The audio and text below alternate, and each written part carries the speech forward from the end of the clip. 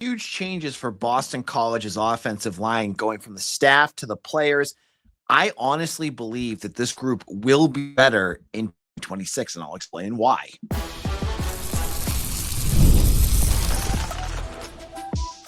You are Locked On Boston College, your daily podcast on the Boston College Eagles. Part of the Locked On Podcast Network, your team every day.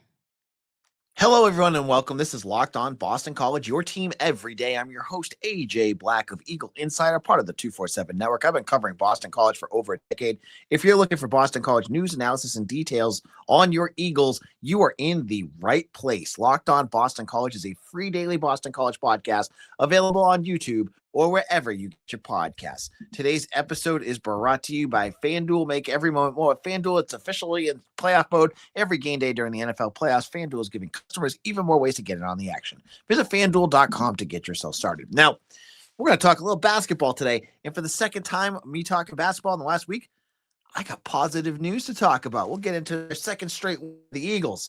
We're going to also talk about Bill O'Brien. Could he become the next OC and just take on the reins himself? I'll look at some of the other coaches who have done this type of thing, and would it work with O'Brien? I'll talk about that. We're going to look at new names and players and staff on this offensive line. Huge wholesale changes. Is it going to work? Did they bring enough talent in? I'll explain why I think it will, and we'll get into that to kick things off. Now, the offensive line started off the offseason with the biggest news. One of the biggest news items was longtime offensive line coach Matt Applebaum was shown the door. He was not, he was fired, whatever you want to call it, and ends his second stint with the Eagles. Remember, he left before and went to the Miami Dolphins. That didn't work out. Miami Dolphins, I think it was, right? Comes back, and he's the offensive line coach. He's gone. You bring in Kurt Anderson from UMass, but more so from Arkansas and Northwestern, and then the portal starts. Everything goes fire. Jude, Bowry, Logan Taylor, Kevin Klein are all gone. Kevin Klein, you knew was going to be gone because he ran out of eligibility. I think he was like one of the first Halfley recruits. Logan Taylor, there was some weirdness about that UVA extension thing that was going on, but that didn't work out. And Jude Bowry, we all just assumed was gone. They go. The portal is about to open. Eric Doherty, your starting guard, he enters the portal. Big surprise there. You have to wonder a little bit if that had something to do with Matt Applebaum leaving, because I know a lot of the players really liked Applebaum. I know a lot of fans really were skeptical of him, but the players liked him. So that could have happened, or it could have been a money thing. Who knows? Additionally, Ryan McCow, who could have been one of your starting tackles, also enters the portal. You lose some of your depth guys like Jack Funk and Jaden LaFontaine. They all enter the portal. And now you have a complete rebuild. This really, you are working with Jeff Halfley's offensive line under Bill O'Brien. Like literally, you had his offensive line coach, Matt Applebaum, Jude Bowry, Halfley guy, Logan Taylor, Halfley guy. I mean, the guys from years before, obviously, Ozzie Trapillo was a Halfley guy. Drew Kendall was a Halfley guy. You basically have now hit the reset button there. You are bringing in Michael Krauts, who, yes, is also a Halfley guy, but really never got to play under Halfley, only has really gotten to play under Bill O'Brien. This will be his second year as a starter. Remember last year, Dwayne Alex started. That was not good at all. He had that horrible snap fumble against Stanford that basically, I don't want to blame a game on him, but that completely turned the tables on a win that BC should have had. He gets benched, so Krauts comes in, and then he becomes the starter for the rest of the year. This will be his first full year as a starter. And the way I look at this roster and what they brought in, it's really hard to gauge who's going to be the starter and who's going to be the backup, because they brought in so much established depth. And you have guys on your roster that have played, because you don't want to discredit a Judah Pruitt or Robert Smith. Robert Smith played quite a few snaps. Pape Sai played quite a few snaps last year. They're going to get their chances to play too. But you brought in a Reggie Jackson. This is the kid from Jacksonville State, a tackle, 6'6", 300 pounds. He's played quite a bit.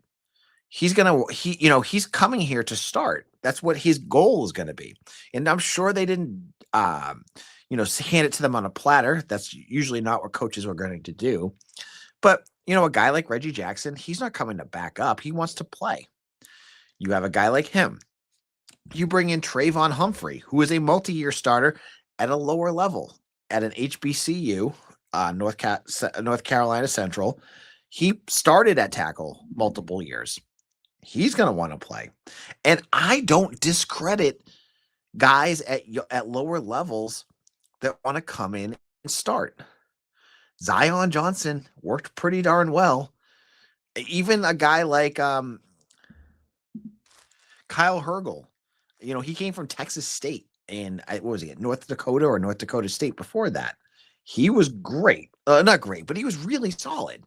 So you never know with these guys.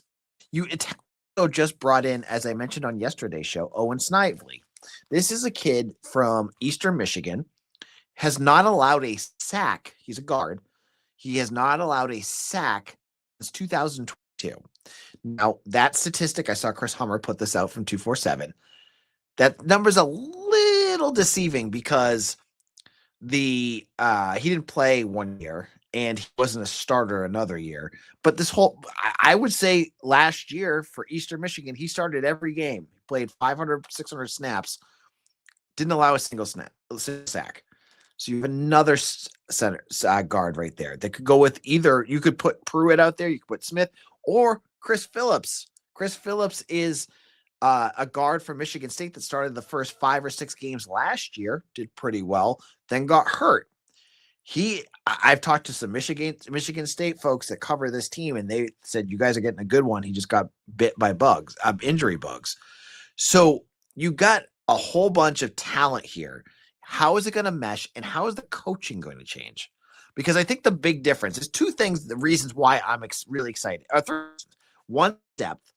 I'm really excited to see who actually steps up, and I think there's a good chance there's some really good talent that's coming up there. And I have forgotten about Juju, the kid from Tennessee State.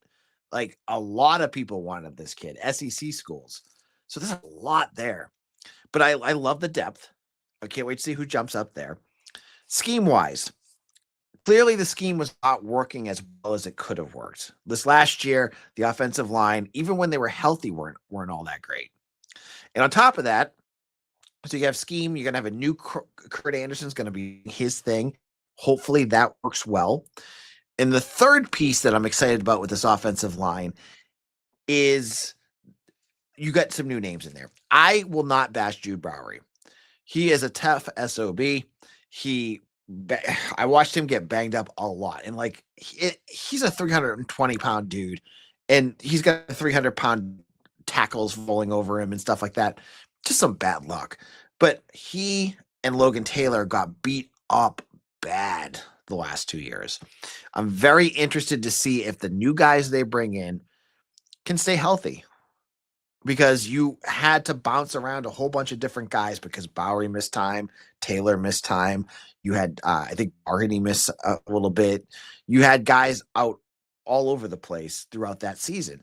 So the health piece, Bowry just got hurt. That was his thing for the last couple of years. Taylor played hurt last year, in 2024, and got backed up again last year.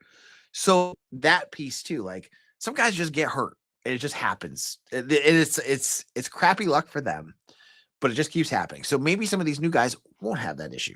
With Kris Phillips, we already just talked about him getting hurt, so I'm a little bit skeptical there, but it could happen. So it's obviously everything that we're going to say up until that game against Cincinnati on Labor Day weekend is a giant question mark. We don't know how good these groups are going to be. We could talk about, I like the piece that I continue to go back on that really solidifies this group against any other, think about what they did last year. They brought in Amir Johnson, who played some snaps for Merrimack. And that was it. You're changing up that mojo here by bringing in guys that are older, because Amir Johnson, I think, played as either a redshirt freshman or a freshman. You're bringing in guys that are grad students. I mean, Owen Snively, I think, is on his 7th year. He's going to be like 24, 25. Like that age piece is going to be huge. You want older guys out there, right? So I think that piece is going to be something to watch for. Now, talent wise, again, I don't know. You can look at it, but it's going to be how do they look and how do they get coached up and developed with this coaching staff, with Kurt Anderson, with Bill O'Brien. If they can do that, then they'll be fine. But I'm very interested to see because I don't think they're going to be like a superstar group, but I don't see this being like a Gooch year. I'm very interested to see where in that middle they'll fall. But that will be, we'll start seeing that in spring practice. Now, moment. I mentioned Will Lawing leaving and some offensive coordinator candidates. I have one name that you already know about, and we'll talk about whether it would work or not.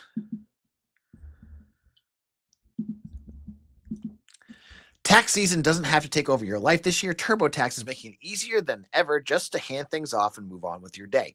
With TurboTax full service, you can have your taxes done for you by a local trusted expert, start to finish, without the guess or stress. Instead of spending hours trying to figure out forms, you can meet with a local tax expert in person or connected online. These TurboTax experts handle everything from W-2s to self-employed forms and work to get you every deduction. You can upload your documents, go about your day, and get updates right in the TurboTax app. It's a huge time saver and gives real peace of mind knowing an expert is handling it. For a limited time, you can have all your taxes done by TurboTax expert for just $150 all in. If a TurboTax expert didn't file for you last year, just file by February 28th. Take taxes off your plate and back to your life. Visit TurboTax.com/local to book your appointment today.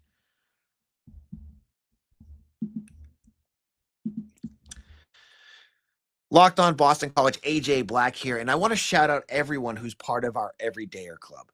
Some of you are getting it so that you can get your ad-free shows. I totally dig that. Some of you are doing it to get on our Discord, our group chat. That's, if you like text with your friends about BC, this is a group chat that's made just for you.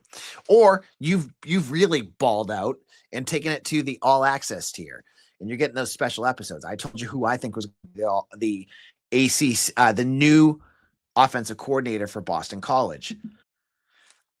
I'm going to also have a special one out for tomorrow.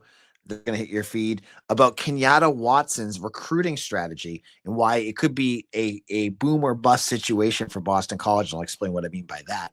But you got to become part of our all everyday access tier to become that. You get those bonus episodes.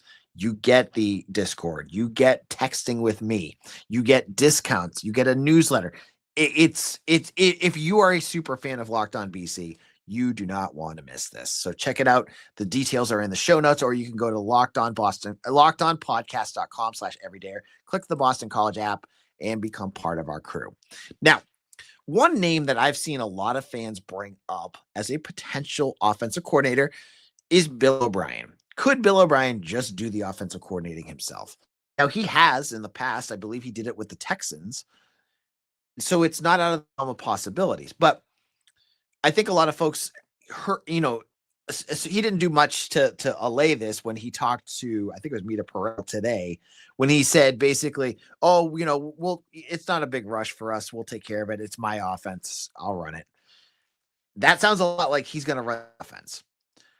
I'm not sure exactly if that's what he meant, if you heard the quote. I think he means it's his offense, right? Like that's the case, right? It's his offense. Will Lawing was the one that would implement it, and it's not going to change. But Bill O'Brien could technically still do that. You don't see head coaches as offensive coordinators a ton in the college ranks. I looked it up because I wanted to see if I could find names of guys that have done it. And the list is small. Like the biggest name that you would know is like Chip Kelly. Chip Kelly was one, and Mike Leach was another one. These are offensive geniuses. And Bill O'Brien is obviously a very highly respected offensive mind. He could definitely do this. I wonder, though, that's putting more, I think the big issue you have at Boston College that you don't have at a Georgia, an Alabama, USC, Notre Dame, is you have a smaller staff already. So more of that is going to fall on the coordinators and the head coaches, because you don't have a safety, you don't have a inside linebackers coach or a jack coach, or there's all sorts of crazy coaches that they have at other schools you don't have at BC. So the head coach in general has more to do. We heard Halfley complain about that, right? Like when Halfley left, he was complaining about the recruiting, and they didn't have a huge support staff, so he had a lot falling on his plate. Now, BC has done a nice job, a better job. I don't want to say nice yet. Better job to support Bill O'Brien by bringing in guys in the years past. Like, this year you have Kenyatta Watson and Julian Rowe Cohen as your GM and assistant GM. You had Bergen Jerry, and I don't know who's going to replace him. And he always talks about the different staff members that are coming in to help. But on the field, it's kind of still a smaller staff. Like, they don't have a ton of coaches out there.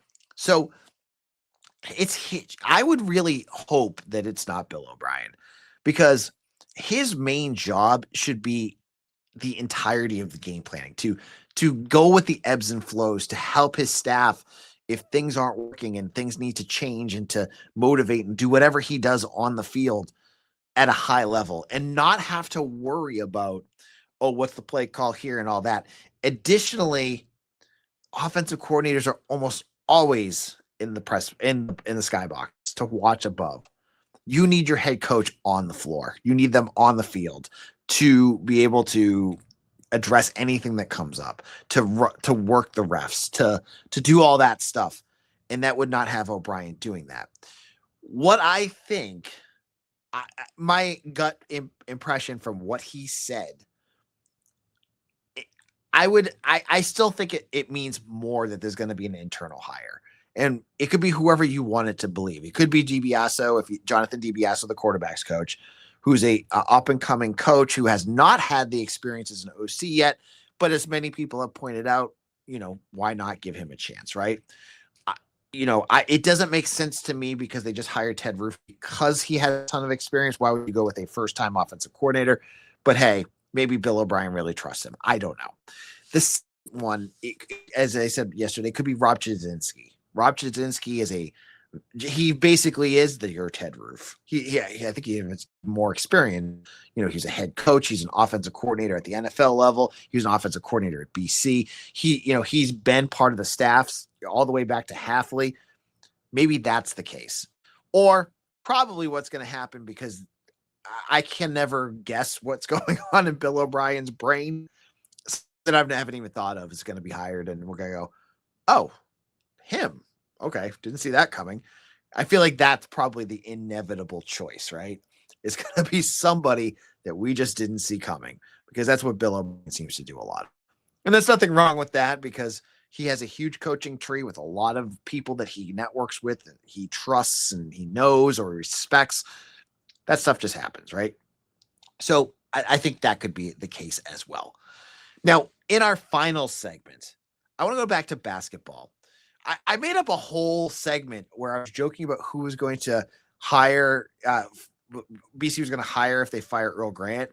And since I made that segment up, BC's won 2 basketball games in a row. They won another one. I'll explain what happened in just a moment.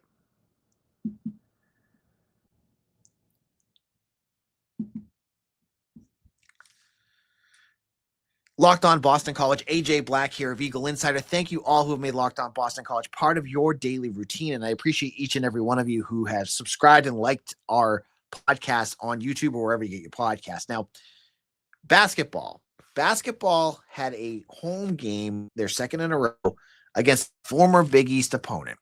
On Saturday, they beat Syracuse. This game, they were hosting Pitt. And, Saturday felt like a great win for BC. You beat a pretty solid Syracuse team that was battling to be in the tournament. They were, right there in terms of, and, you're starting to figure things out. And it really showed on Wednesday, that BC is starting to maybe turn a corner.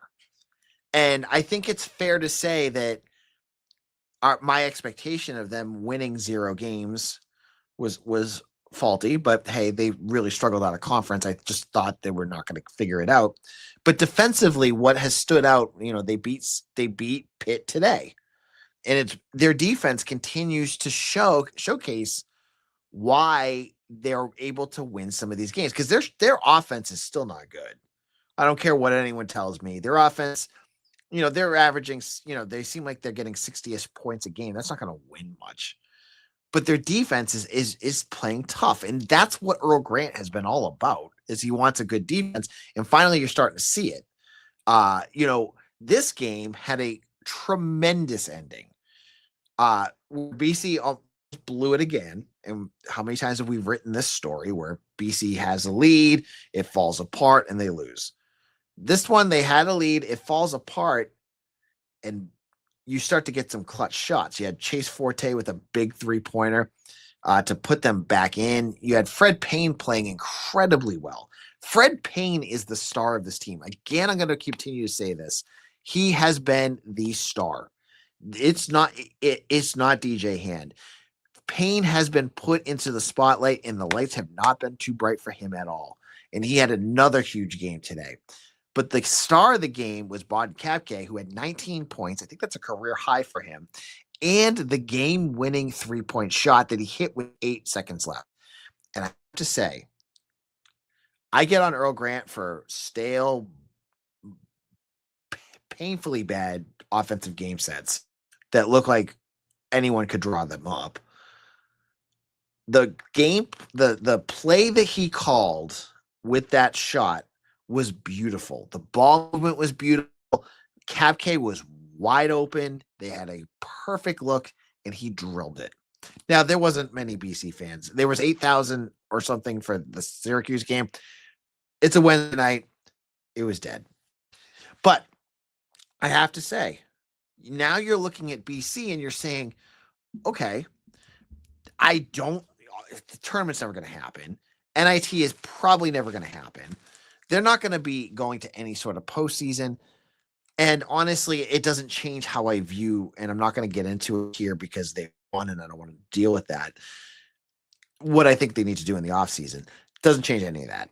But it does make the season less like, oh, this is just another game, they're going to blow it.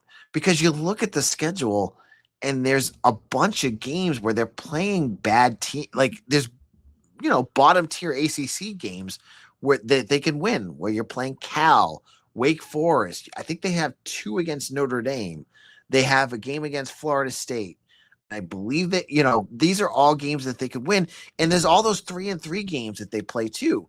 You never know which one they could snipe. So you went in, I'll own it, went into this, conference part of their schedule going, they're going to lose out all their ACC games. And I think at the end of the day, they're probably going to win maybe 6 or 7.